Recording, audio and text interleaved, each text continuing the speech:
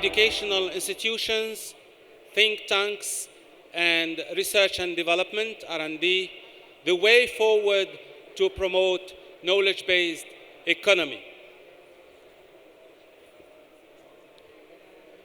Our moderator, the excelling Douja Ben Mahmoud Gharbi, CEO of Restart Tunisia Accelerator and President of Demia Angels. Welcome her on stage. We are starting. Can we? Yeah. We are starting again. Our esteemed and distinguished panelists, Dr. Sarah Al-Ghazar, Dean of College of International Transport and Logistics, Arab Academy for Science, Technology, and Maritime Transport. Is she in the room? She was here. Coming over. She is coming.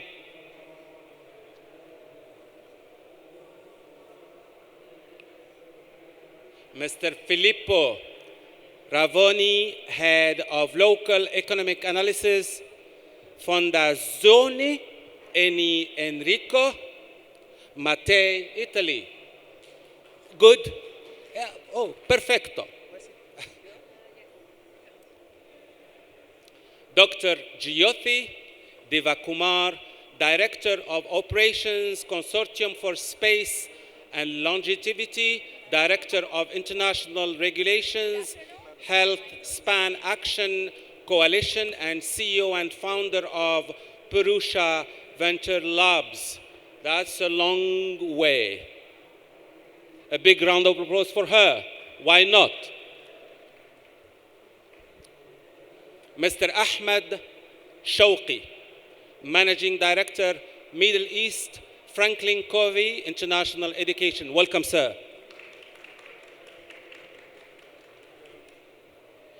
The floor is yours.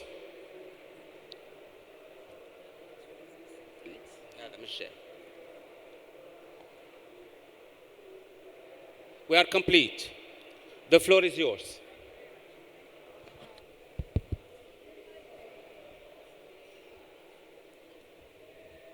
You can share this mic.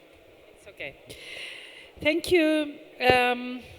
Welcome all for this interesting panel. We will be discussing education, educational institution, think tank, and R&D, the way forward to promote knowledge-based economy.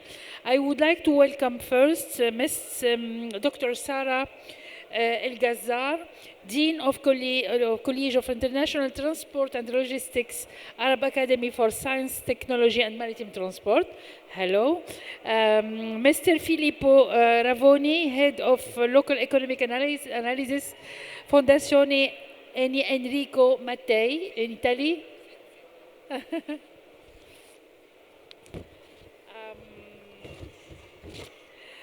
Dr. Excuse my pronunciation, perhaps, Jyothi Devakumar, right? Thank you.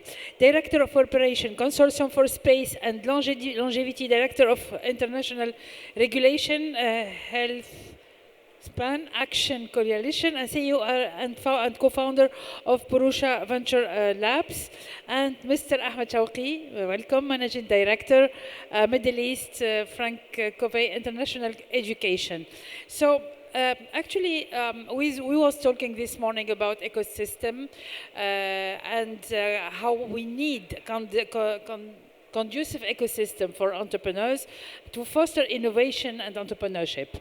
And here we are talking about innovation, about R&D, and usually SMEs and startups, they're lacking of resources especially to adopt or to use, to adopt innovation in their companies and to do R&D and they need that, you know, that really this is a real need. Comparing to the big companies, they're suffering of this lack of resources to do that. So partnership, it's coming like very important with structure like you, especially with universities, with research centers, and so on. So I will ask you first to introduce your organization and to explain us what you are doing for SMEs and startups, particularly to help them, I mean, fill this lack or this gap and go through activities that make them introduce innovation and in their companies. Thank you. Dr. Thank you so much, and it's my pleasure as well to be with you in this fantastic panel. I like the word you mentioned, the ecosystem. It's support from the surrounding environment, business environment, and even when we talk about think tank, the think tank cannot stand alone unless there is support from other stakeholders and partners in the ecosystem. Mainly here I'm talking about the interrelationship between the think tank and educational institutions from one point of view, and with the chambers of commerce from another point of view, to help the entrepreneurs. Why I'm talking about this triangle, I mean think tank, educational institutions, and chamber of commerce. As a Dean of College of International Transport and Logistics, so I am responsible of financial and managerial aspects related to the interrelationship between the education and the entrepreneurs. And on the other hand, I am the advisory of the Union of Arab Chambers. So also I know how we should connect the entrepreneurs with the business community is something very essential. So how this triangle can work together?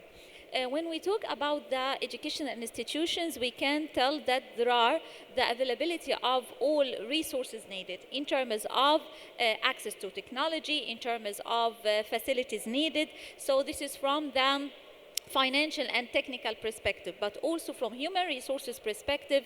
In educational institutions, we can find the expertise in terms of faculty member who have good knowledge and experience in different research fields and can help and support the think tank.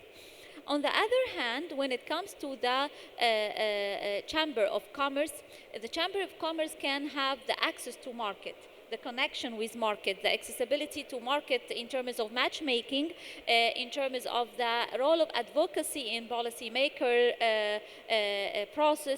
policymaking process and policymaker connections, in addition to serving as innovation hub to host entrepreneurship center or office that can provide the information needed about the different industries to the entrepreneurs, or even to provide some capacity building and training programs in cooperation with educational institutions.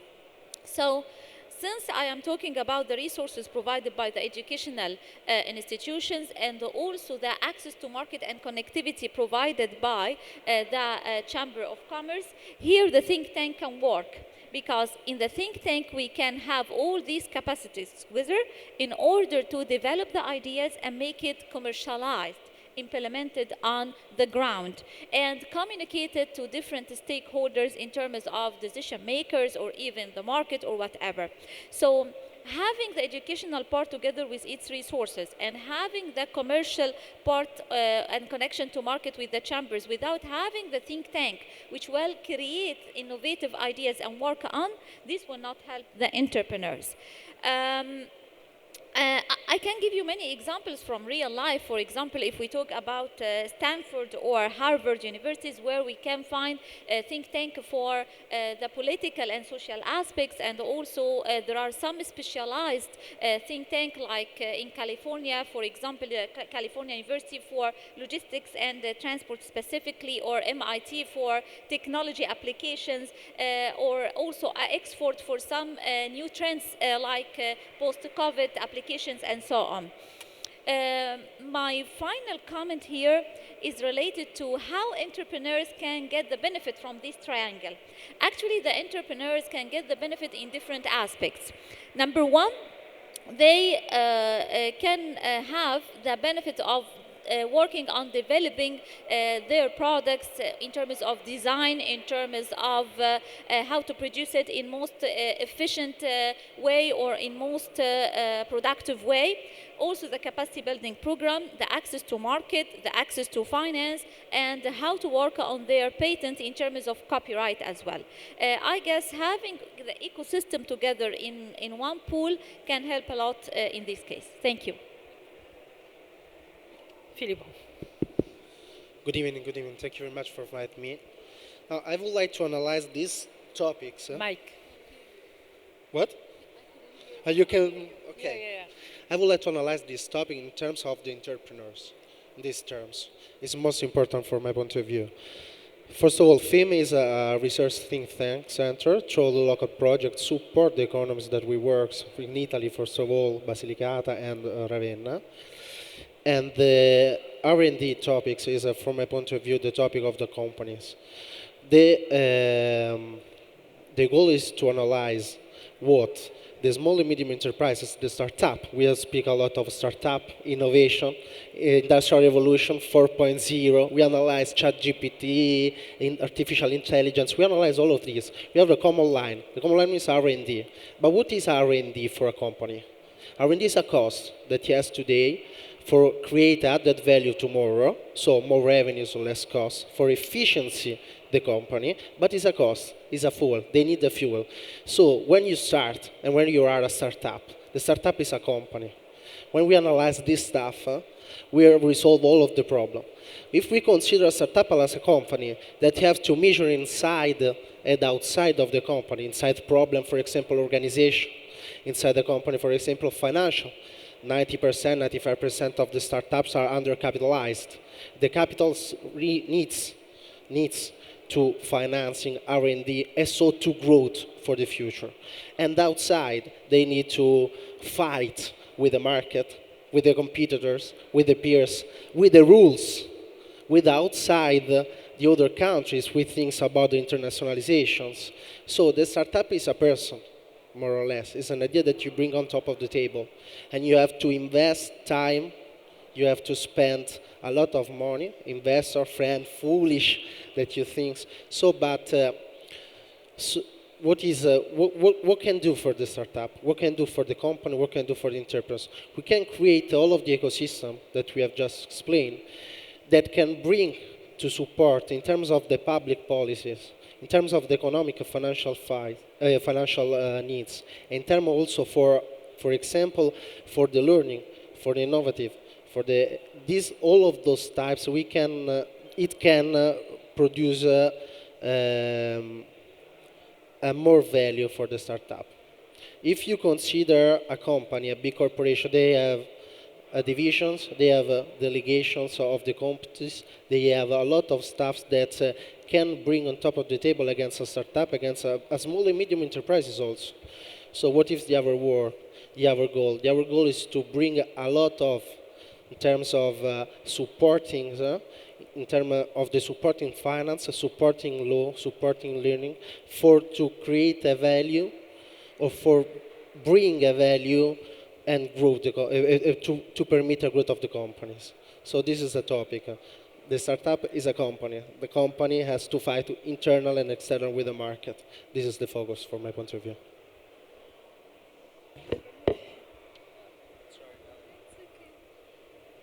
Thank you. So It's not easy I to hear you. define me to be a scientist, an innovator, educator, and also a venture builder. That means an entrepreneur who creates newer companies. I work in the field called longevity. Mike, please. Yeah, I work in the field called longevity, which is extension of health span. Today, healthcare or medicine treats diseases. And there's a huge time lapse between so-called normal state and the disease state, which this long period of incubation is never looked at. What longevity does is it develops medications for disease condition that would develop, or rather it looks at this period of damage accumulation, which represents the cutting edge of healthcare or the future healthcare as it would be practiced. So I have 3 different affiliations. I think that if I define what each of these affiliations do, I think that would be the right answer to the question the moderator posed for this panel. The first affiliation that I have is the HealthSpan Action Coalition. There needs to be public-private partnership that should drive innovation. What the HealthSpan Action Coalition does, it promotes discussions. It brings together people from various walks of life. It could be patient advocates, it could be innovators or scientists, or it could even be regulators or the end consumers. So it brings all these people together and promotes discussion, which is one of the most important things that needs to happen to drive innovation and entrepreneurship. The second affiliation that I have is the Center for Space Longevity. Again, this it's kind of a hub and spoke model, and what it does, it collects philanthropic donations and it utilizes that to promote various scientific projects in the field of space longevity, which is making space travel safe for all of us, and also using the lessons that are learned in the space to create novel healthcare solutions. So we fund projects in various universities and drive innovation. The last one, which is my own brainchild, is a venture hub or an innovation hub. So what we do in here is create companies from ground up. We identify technologies, we create pathways for these technologies to be spun out into companies. We create novel and easier ways of technology transfer, because this capital raise is centralized and it's distributed to these various companies. It becomes much more efficient and also creates pathways for innovation and creating these new companies. And also, we have an internal entrepreneur in residence program that trains people from non-scientific fields coming into the scientific fields with an entrepreneurial experience. We teach them science. At the same time, if entrepreneurs want to come in and learn science, we teach them the required amount of science to be able to run these companies to fruition. This is in a nutshell what we do. Thank you. Assalamu alaikum. I will not talk about the think tanks. I think they explained the think tanks. If you ask me this question a few months back, maybe my answer will be different than today, actually. Today, I will go to the ground. I am an entrepreneur. I don't have enough fund. I have lack of resources. I want to do R&D. What I have to do in order to do the research, get the information, use it, and develop. Because if you don't progress today, you don't develop, you will die. Few months back, there was nothing called like ChatGPT, okay? Today, after we heard about ChatGPT, there is something called AI came up. So as entrepreneurs, the first thing that we need to do today, me or any other entrepreneur, to ask themselves a question: how can AI help me in order to develop? Why I have to wait for the think tanks? We don't have many think tanks in our region. And in order for the think tanks to do the research, gather the information, influence the decision makers, it will take time. Why I have to wait until the decision maker take the decision? As entrepreneur, I need to work inside out. I need to start with myself. There is a technology nowadays. Whatever I want to do, I can do with this technology. If I am working in interior design, I am working in agriculture, I am working in IT, whatever the job I am doing, I can utilize AI today in order to solve the issue of fund, in order to have more resources. If I need a designer, today AI can help me. If I need someone to help me in my meeting writing notes, I can hire an AI. So today, it is a whole new tools that can help me in order to boost my work, develop what I am doing with minimum cost. Thank you. And we understand today that we have before ChatGPT and after ChatGPT. Yeah, But I will- what, I will- what after? I will, What is living. coming after AI? What is coming after AI? Have you any question? Because we was not expecting that, and we don't know what is coming after that. So the entrepreneurs should be agile, and I agree. They should look, but I mean, they need also to be guided, to be directed, because they don't know all of them. They are in different sectors. Some of them are in IT sector, but some others not. How to help them understand that they need to have someone from IT, having an IT skills to understand what is coming up and how we use it. I would like to connect to these questions and Yes. this discussion. R&D is the topic, from my point of view. R&D for a company, all of you are entrepreneurs, big entrepreneurs, very high-level entrepreneurs, but R&D for the company is a cost today. ChatGPT lose this year 547 million. Mike Filippo, please. 547 million lose ChatGPT. They lose it? No, they invest it. They will create for tomorrow a more added value. But for spend now, for lose now $500 million in this company, they need a lot of capitalization. They need a lot of finance. This is the first problem. The first problem of the startups. The 95% of startups around the world, more or less, declare the bankruptcy after 5 years. What is the problem? First one is capitalization. Second one is that the one single person that has to bring an idea and they put on top of the table, he has to support in that moment with all of the arms that can use. From the academic way, he has to knowledge an academic way because R&D developed through the academics, through the research. And this is the first step. The second step is knows the internal organization. 45% of the startup declared the bankruptcy also for the organization, external and internal. This is a problem. What we have to do, we have to bring knowledge and to understand that if you are a company, you have to fight internal and external way. You have to bring capitalization. You have to bring a knowledge. You have to bring capitalization from finance. You have to bring knowledge from university, think tank. You have to bring the knowledge outside the ecosystem through the support of the internationalization, support the organization, Chamber of Commerce is one of those stuff. So the solution is that to create an ecosystem where the company, the small company that has not resource for paying the division line or the employees, that can develop in a fast way, but also in a regular way. This is the balance. The balance is this stuff. If we can to speak about the entrepreneurship and the company, if we can speak about the innovation.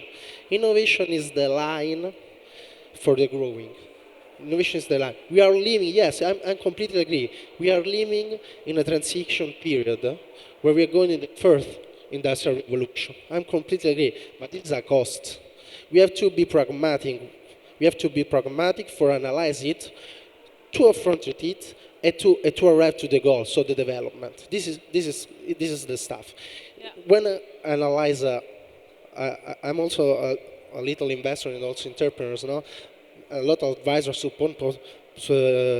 propose to me a lot of investment. Now you have to analyze 50, 100, 150 investment, potential investment that you have to bring for the investor to the first stuff is to analyze that the idea or that the company has a pragmatic way and analyze the ecosystem that is around of them. You could have a good idea, but it's You have to analyze the time. You have to analyze the country. We have to analyze the law. I speak this morning with you. No, we say you say I ask to you. I have a lot of venture capital. They say you develop a lot of a lot of SMEs, a lot of startups also in your country. Tunisia is a great country. No, you say to me, answer to me in one question. That is a technical question, but is crucial for a startup. We have a problem: the currencies. You have to imagine that one person that has an idea is an under 30, 25 years, 20 years, 18 years, no? He thinks, for example, okay, I have an idea. I would like to bring this idea to the entrepreneurship program or to bring or to constitute a company. For you, they think that there is a problem that is the currencies. I think no. This is the ecosystem. Your incubator can offer also this advice to the entrepreneurship. He thought he could be things, okay, now I have a problem here. Tunisia, I have more opportunities for the other fields, or the raise capital. I can raise capital in other currencies, dollar, euro, I don't know. This is the ecosystem that we have to bring to the entrepreneurs. We have to bring inside the entrepreneurship for permit that the one small and medium enterprise can be or will be a unicorn. This term that is a but this. Thank you. I want to take you to another side of the innovation. We don't have only IT innovation. We have technological, I don't know, I don't know what, technology and everything. And sometimes we need IPR. I mean, intellectual property and rights. How do you, as think tanks or a research center, help companies to register? And this is a big problem in our country. I know that many people, they are not, there is no trust when they want to register property, I mean an IP. And do you help them register, to help them evaluate it, the evaluation of research? Because they come up with this to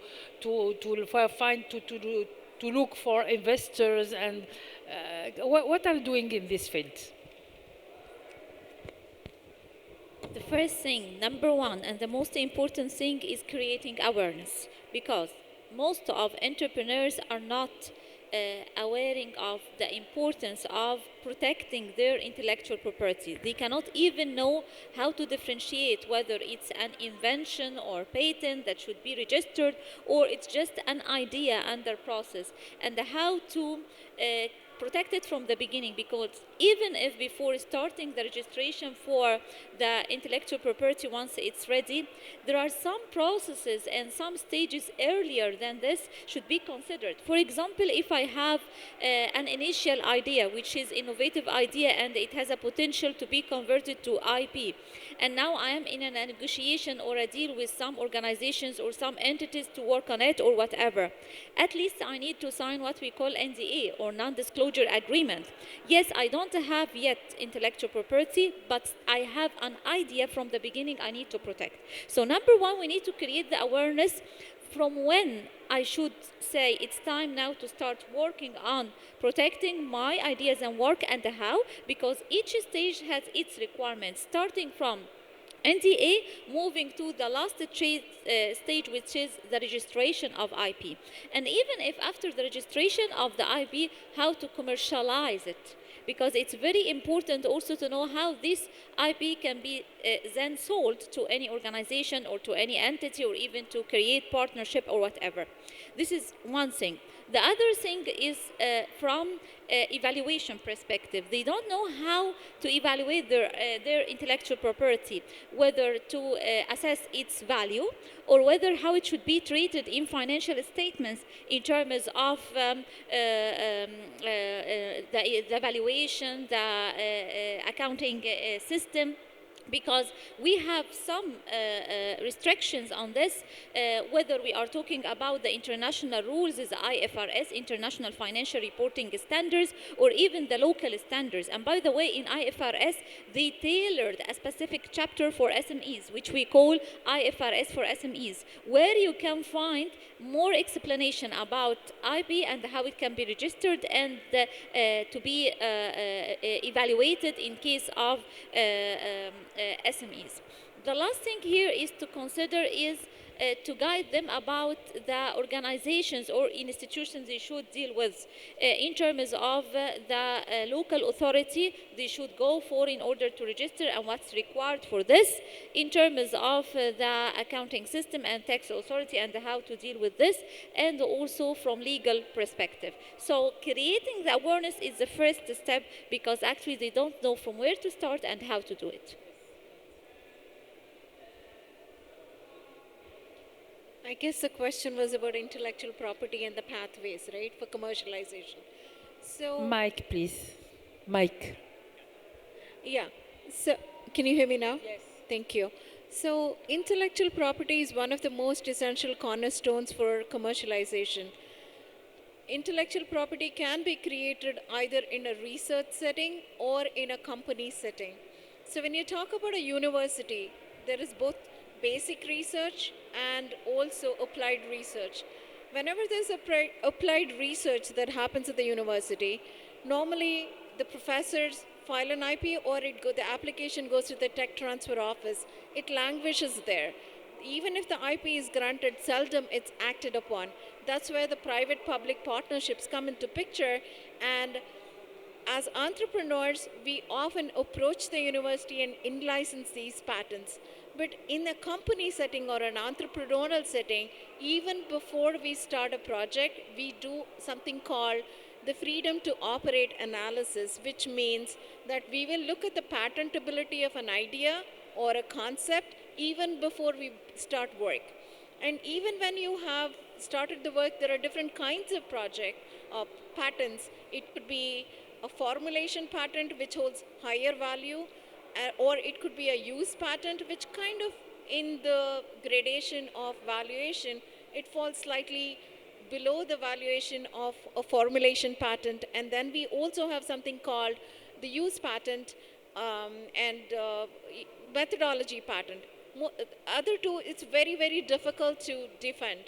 And when you are evaluating an entrepreneurial enterprise or a company, the number of patents the company has becomes extremely valuable. The value of the company is directly proportional to the number of defensible patents. Whereas when you come to talk about IT, especially, there was a lot of discussion on chat GPT and other things. Most of these IT companies don't file a patent only because the minute they file a patent, the entire trade secret is written down in a paper and put in a public place, becomes easy to copy. One piece of statistic that would be of interest here is ChatGPT took about $5 million and a large number of years to actually build. Now, the estimate based on ARK Investment, which is an investment firm based out of California, is that today, if somebody were to build a ChatGPT, it's going to take just less than a year and about $300,000 to $400,000. In 2030, if somebody wants to build in a ChatGPT-like solution, it would just take them $30 and a few months. So just imagine the power we all hold. Down the line, we will all be able to create our own versions of ChatGPTs based on the needs that we have, and we don't need research assistants or the research assistants to be spending a lot of time looking into the computer, reading the literature. These natural language processing tools will be able to provide us all the knowledge we need on a platform. So I think what we need to focus here is how to position for the future at the same time to make sure that we cater to the present. I will comment on what she said, but I think your question was exactly how to protect the research and how to the copyright, right? I will just comment on what she said. See, what many people is asking why chat GPT comes up while there are many programs years back that nobody know about it. Google was working on something and other companies as well. The thing that it was open source. OpenAI launched it and kept it without copyright. So many other developers use ChatGPT to develop new AI programs based on it and keep it for the public. This is how knowledge progress. So this is something maybe against the copyright, okay? But I think I have, let us say, a thought that the copyright, there should be no copyright when it comes for development. So if you want something to grow and you want an R&D to keep developing, you need to keep it open to boost the progress. If you put copyright on it, you are lock it, okay, and it will remain. Now back to your question. I think if we want to protect the ideas of the entrepreneurs, we should keep an institute or a foundation or some company in charge of this, and we remove it out of his mind, okay? Because we want the entrepreneurs to keep progressing.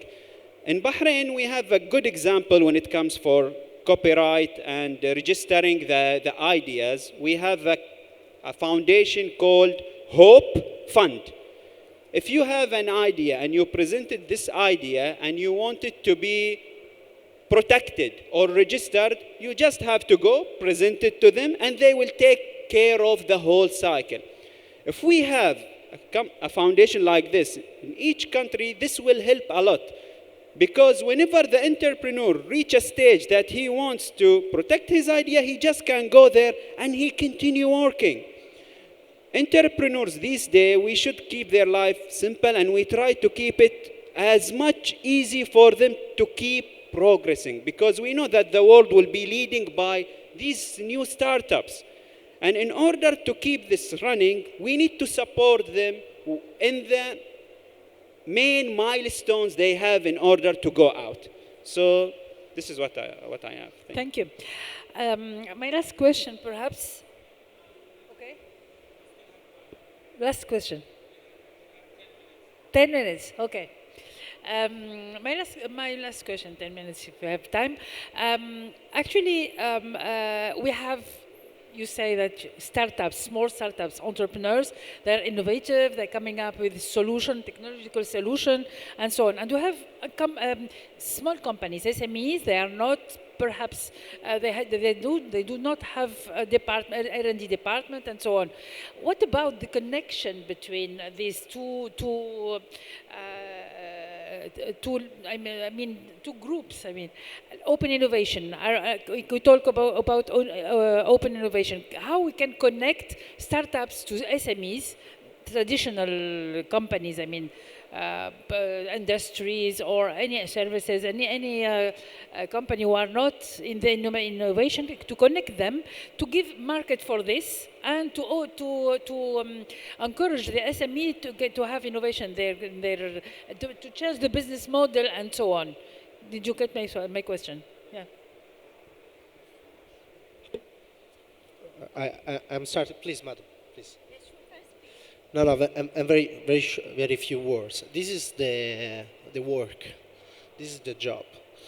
There is a lot of organization that can work about it. UNIDO, first of all, that can bring knowledge, that can bring connectivities. I remember that I worked with UNIDO TPO Bahrain, to create a network that is focalized on all of those three topics that can help the startups from North and Southern Mediterranean countries and go on the sub-Saharan countries. So we create a network in terms of universities. So Southern University, University of Basilicata, University Polytechnic of Milan, and the other universities that can bring knowledge, that can bring support to the startups. But in the same way, in the parallel way, we bring also the think tank that can give idea, that can give the supports, and we brings in the other way the commercial party, Chamber of Commerce, Arab chambers, the Italian chambers. the chamber of commerce that are links between the countries. This is the our works in terms of I retake the suits in the think tank. So this is the works that we have to understand. We have to create this famous ecosystem that can support the startup on those terms. Three fields: public, research, and finance wave. Those are those three fields that can permit to startup to develop in those terms. Sorry for the time. Okay, so actually I can confirm on what mentioned here because this is part of chambers of commerce role.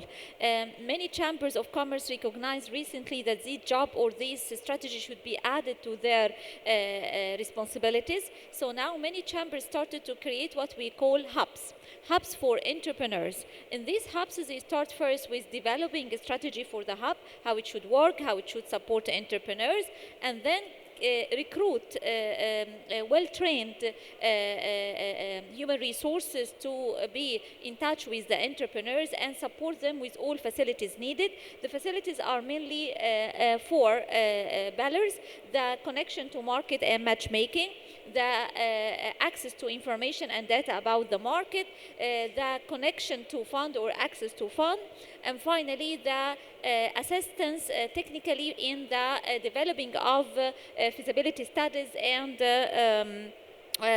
developing business plan and so on. I can tell that it's a practical initiative in this issue done by a partnership between Union of Arab Chambers and UNIDO Bahrain to start working on the 22 Arab chambers by initiating in each Arab chamber in each Arab country a hub for entrepreneurs to provide these services. They already started in some countries like Lebanon, like Sudan, and also Egypt, and currently we are processing in Iraq, and we will continue with the other countries as well. Thank you. Yeah. So there are various ways in which, as an entrepreneur, I would understand who the experts are, whose advice I can bank on. The various mechanisms, in my opinion, could be one. There's always a centralized repository of research called the PubMed. So if I'm working on, say, microbiome, and it's easy for me to find all the experts in the world that have published about microbiome. The second solution is, of course, conferences. But if you were to have an organized way of connecting SMEs to entrepreneurs, it could be through university private partnerships, or it could be these think tanks or these industry associations.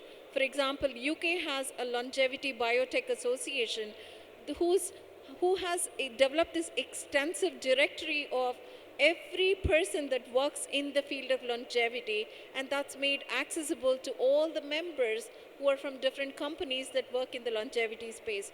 And also, they do this matchmaking or kind of connecting the required SMEs and also facilitating the conversations. This is what is done even in the Space Longevity Consortium. What we're trying to develop is we have these centers of excellence, and we exactly know what kind of research is being done.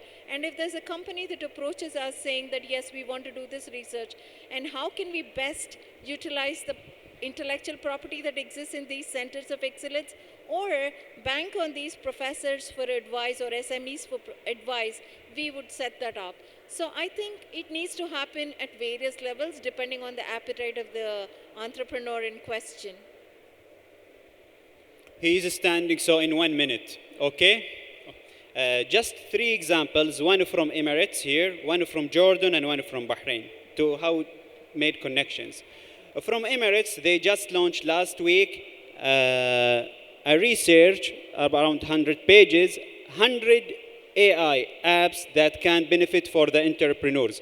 How to use it, how to get benefit of it, where to find it. This is one thing. In Bahrain, we have a program called BBAN. You can find it on shahid.net, where they bring entrepreneurs, they can get them fund, and educate another entrepreneurs on the whole ecosystem. So this is another idea. The third idea from Jordan, I was last week in Jordan, they have something they call it the innovation hub, where entrepreneurs can go there, they help them in innovation.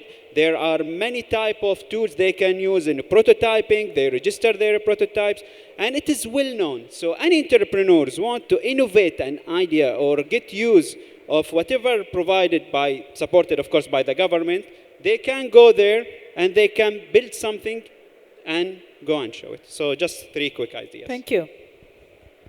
Very interesting debate.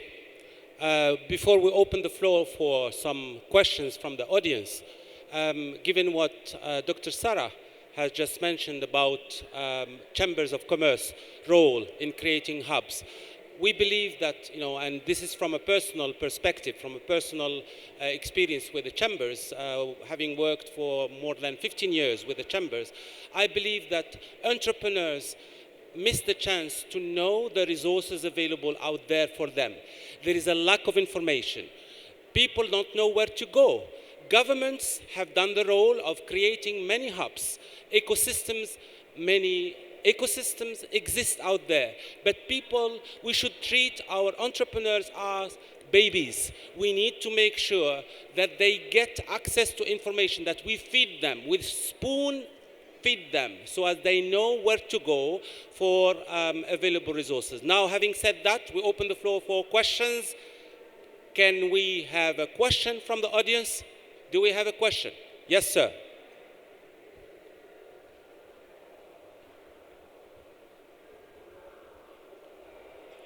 Yeah, hello. I am Nikki, and I am a student entrepreneur as well. So I am a student of IIT. So one thing what I want to ask is that we have the fabulous ecosystem and all, and once we go there, we start to get the help. But after a certain period of time, like let's say 10 days of so much enthusiasm, new ideas, we go there, we get the help. But after some days, it's like the same thing, the help from the institute, and it's not only in India, it's the same. I was in Europe, there also it was the same, and the thing is that it gets declining.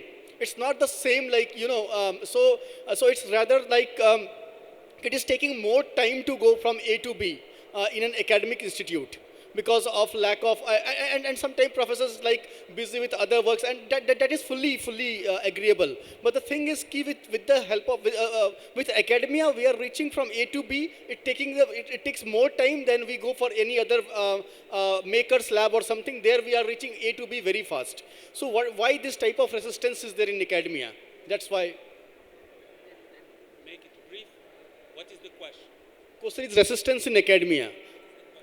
Question is why there is a lot of resistance in academia, because if we, let's say we are designing something and we had to reach from A to B, in academia we are taking 1 or 2 years, but in any other maker's lab or something, we are only reaching it in 6 months. Why there is a lot of resistance there? Why there is not the same enthusiasm which is there? Anyone from the panel to address this question? Yes? Close, very close to you. Yeah, can you hear me? Is this better? Okay, thank you. So I'm really intrigued by your question. You say that there is a lot of resistance in the academia for providing guidance to students or budding entrepreneurs, which is not actually true. There are most universities, especially in the US, for example, and also in several European institutions, what they have is they have these incubators. For example, as a standing student, you want to spend some of your time during the course to actually go into the laboratory and work on a specific project and actually explore the possibility of spinning out a company. Most of these not only provide you an advisor from the faculty, but they also give you a grant. So, but this unfortunately does not exist in all countries and all academic institutions. It's happening. So when change begins, it slowly spreads across the globe, but it takes time. So as an entrepreneur, the prerogative has to be from your end. You need to make sure that you approach them And you should not let them go if they're not interested, because it's your project, you're interested in it, you need to drive it. I will add on it. Now you have two choices as entrepreneur. You have a project. You know that if you go through the academic, it will take time, right? And you know if you go to incubator, it will take less time. Why you go to the academic and you don't go to the incubator? You are the entrepreneur, as she said. It's your project. You should know where to take it in order to get it. Plus, the academic, there is a path which you need to go through.